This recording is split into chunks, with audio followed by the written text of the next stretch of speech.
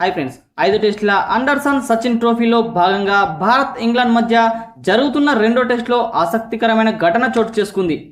ఎగ్స్బాస్టర్ మైదానం వేదికగా బుధవారం ప్రారంభమైన ఈ మ్యాచ్లో తొలి రోజు ఆటలో ఇంగ్లాండ్ కెప్టెన్ బెన్ స్టోక్స్ అలానే టీమిండియా ఓపెనర్ యశస్వి జైస్వాల్ మధ్య వాగ్వాదం చోటు చేసుకుంది. నిలకడగా ఆడుతున్న యశస్వి జైస్వాల్ ఏకాగ్రతను దెబ్బతీసేందుకు బెన్ స్టోక్స్ తన నోటికి పని చెప్పాడు. స్టోక్స్ అన్న మాటలకి యశస్వి జైస్వాల్ తనదైన శైలిలో బదులిచ్చాడు. ప్రస్తుతం ఇందుకు సంబంధించిన వీడియో నెట్టింట వైరల్గా మారింది. అయితే అసలు ఏం జరిగిందో ఈ వీడియోలో మనం తెలుసుకుందాం. తొలి రోజు ఆట ఫస్ట్ సెషన్ 19వ ఓవర్లో ఈ ఘటన చోటు చేసుకుంది. ఈ ఓవర్ 4వ బంతిని stroke out side off stump లైన్లో వేయగా యశస్వి జైస్వాల్ బ్యాక్ ఫుట్ షాట్తో బౌండరీకి తరలించాడు. ఆ మరుసటి బంతిని స్టంప్ పైకి వేయగా జైస్వాల్ చాకచక్యంగా ఆడి క్విక్ సింగిల్ తీశాడు. ఈ క్రమంలో స్ట్రోక్ పక్క నుంచే జైస్వాల్ పరిగెత్తగా అతడు ఏదో అన్నాడు.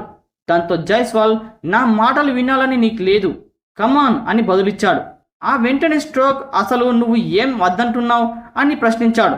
చివరి బంతిని స్ట్రోక్ స్టంప్ పైకి వేయగా కరుణ్ నాయర్ అద్భుతంగా డిఫెండింగ్ చేశాడు. ఈసారి జైస్వాల్ వైపు నడిచిన స్ట్రోక్ నువ్వేం అన్నావు అని అడిగాడు. ఈసారి జైస్వాల్ ఏమాత్రం స్పందించలేదు. దాంతో వాగ్వాదం ముగిసింది. అయితే ఈ మాటలు స్టంప్ మైక్లో రికార్డ్ అయ్యాయి. ఇక ఈ మ్యాచ్లో జైస్వాల్ అద్భుతమైన ప్రదర్శన కనబర్చాడు. తొలి టెస్టులో సెంచరీ బాదిన అతడు ఆ ఫామ్ను కొనసాగించాడు. అయితే త్రుటిలో సెంచరీని చేజార్చుకున్నాడు. వన్డే తరహాలో దూకుడుగా బ్యాటింగ్ చేసిన యశస్వి జైస్వాల్ 107 బంతుల్లో 13 ఫోర్లతో 87 పరుగులు చేసి బెన్ స్టోక్స్ బౌలింగ్లో కీపర్ క్యాచ్గా వెనుదిరిగాడు.